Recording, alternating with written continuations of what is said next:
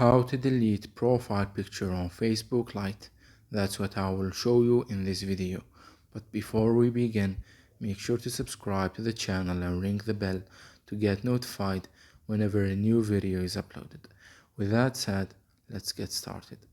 So go ahead and open up Facebook Lite, and once you do that, navigate to your profile page.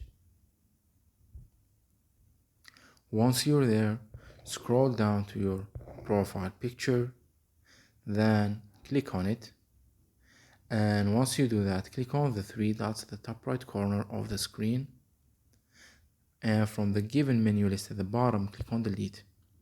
A confirmation box will appear that asks you, are you sure you want to delete this photo? Click on yes to confirm, and once you do that, your profile picture will be deleted. So let's go and refresh the page, and as you can see, the profile picture has been removed. It's that easy and simple.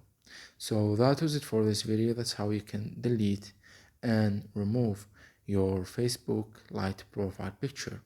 If you have any questions, please leave them in the comment section down below. With that said, see you in the next video.